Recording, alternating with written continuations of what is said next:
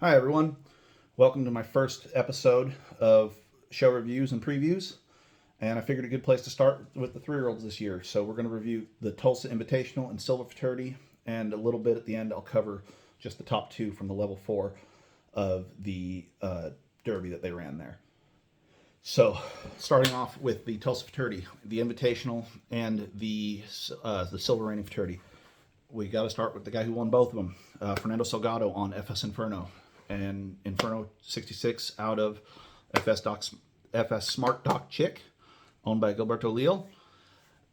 It's like I said on Andrea's podcast before the million. Fernando's found another gear in his program. The details are there. His talent has always shown, but now the details that he is covering and making his horses look extremely good, well put together. They don't make the mistakes they used to, or even that he used to, whatever you want to call it. The horses look so much better and much more connected to what he wants them to do, and they seem much more willing. And like we look at in A General all the time, and the judges discuss constantly, if you make them look like they want to do it, you're going to get rewarded. He's getting that constantly. It's one of the best things I've seen out of his program. Maybe not the most talented horse, but it's up there. And it's probably the most broke horse I've seen him have at this stage.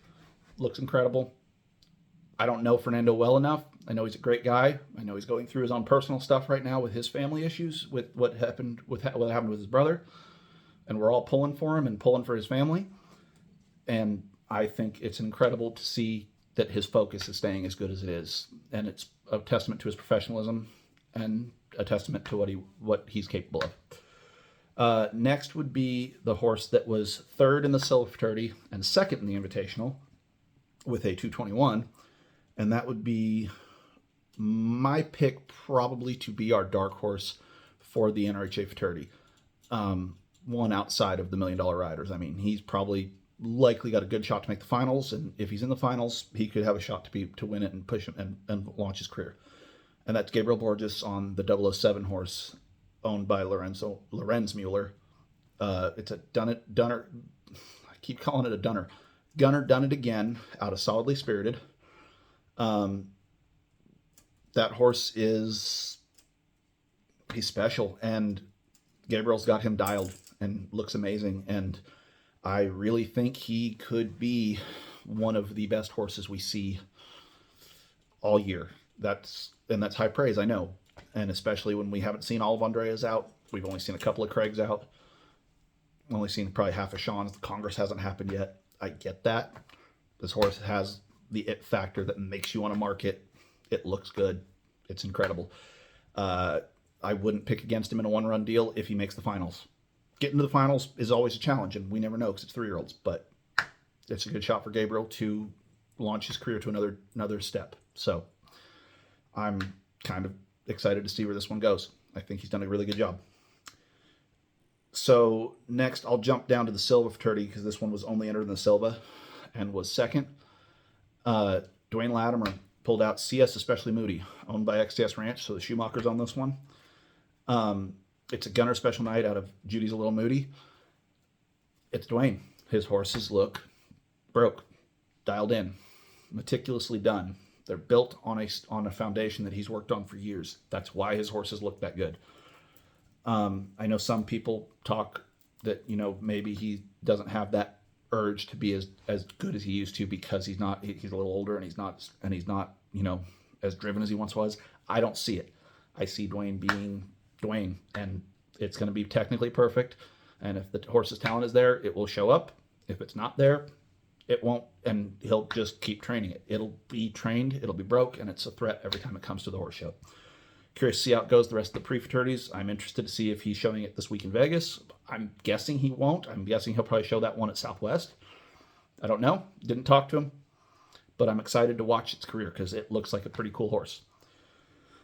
And then we go forward into the 3 horses that tied for third in the Invitational, and that's where I'll finish on the futurity horses. But I'm excited about all 3 of them. Andrea has the ARC Gonna Spark Ya out of the Magnum Chick Daughter, Magnum Chick Done It, that's owned by Raboni and Archesi. Marked 20.5 on it. It's a cool horse. I like a lot of what I saw from this horse. I didn't get to watch this run live. I watched it later on a playback. But man, it looks cool. I'm interested to see if it has the top end that some of his others have that I know, like there's one he's shown in Vegas that I know has a little more natural talent from a visual point of view. That being said, this one looked like it wanted to go be a show horse. And the mental aspect of it is so great, and watching a horse that wants to be a show horse is a lot of fun. Gonna Chick Dream looks like a horse that has all of the potential to be a really good show horse. Jason Van Lanningham also tied for third in the Invitational on a horse named Ruffalicious, by Not Rough at All, out of Magnalicious, owned by Vaughn Zimmerman. It's a pair that's made a lot of money over the years, show horse, and it's Jason. It does all of the big stuff hard. It will stop a mile. If the edges get polished, there's another one that's a threat. It reminds me not quite as much of Excessive Roughness because it doesn't have that monster one maneuver and kind of lacking in the others. This one's a little more solid all the way through. And it gives Jason a better shot than he's had since the Black Horse, probably as a 3-year-old. And it's a very stamped horse when you look at Jason, and that's what we're looking at. It's a very stamped horse. It does all the maneuvers big. It's broke. It's ready to go. Let's see how it progresses going forward. And my last one to talk about in the Futurity that I highlighted, both because with that breeding that it kind of came out of nowhere, and Casey is not quite in that level that you're expecting to be great all the time. She's a very good horse trainer. Anybody who knows her knows she's good. Anybody who's ever watched her knows she's talented.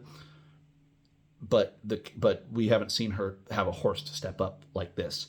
We've seen her have a couple Derby horses like this and some good Futurity horses in the past. But this could be the one to really launch her up. It's a tricked out spook, got a 2-spook to drive named Slick Tricks. I'm a big fan of the tricked out spooks. Anybody who knows me knows. You got to be a little careful with them sometimes, and that's why sometimes they don't get along with all programs. This one fits Casey to a T. It looks so good, especially the way it turns. It might be the best tricked out spook we've seen at this point.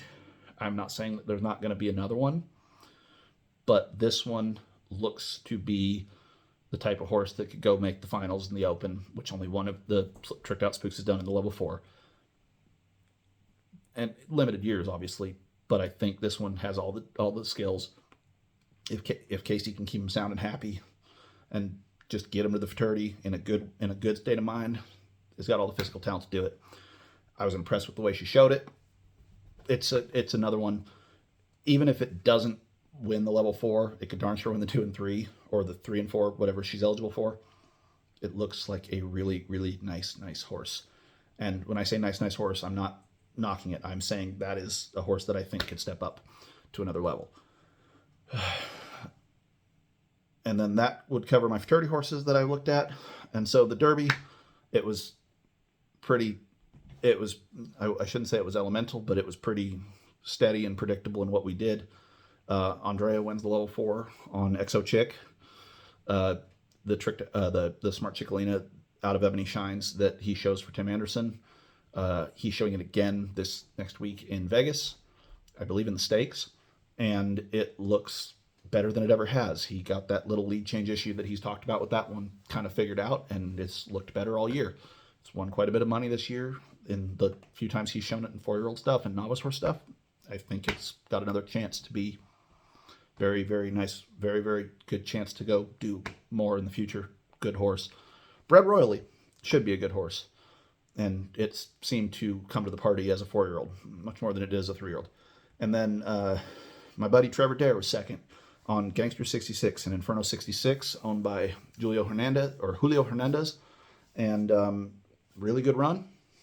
Nice solid day at the office. And Trevor made a really nice run that can make him step up just like he has been and proves other horses that he has than Hercules can go in, which he's been proven all year.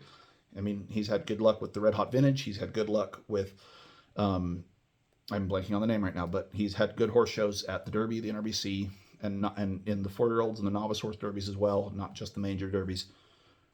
Trevor's he's one of the guys now. He's one of the guys when you see his name on the list, you know he's coming, you know he's going to show, and you know he's going to show well, and he's coming prepared. My final thoughts were Tulsa. From viewing it at home and not getting to be there live, it was a great show. Lots of good stuff. It's a 3-year-old prime event, so everything's focused on the fraternities. And at a fraternity in August, September, it's always tough to have run after run after run after run be great, especially coming off the million. But when you see that quality of 3-year-olds show up that early, there's always something that's a threat for later on down the road. We've watched people win Tulsa and go on and have great runs. We've watched people win Tulsa and their horse isn't ready at the fraternity. It doesn't say anything what's going to happen. Those are just the 5 horses that I noticed, or 6 horses that I noticed at Tulsa for 3-year-olds. That's kind of what I wanted to talk about a little bit, and hopefully you guys like this new format that I'm doing. So if you do, jump to the YouTube page, like it and subscribe there, and like it and share it on Facebook, where I will also be posting this. So thanks a lot, appreciate it, and we will talk to you on the next one.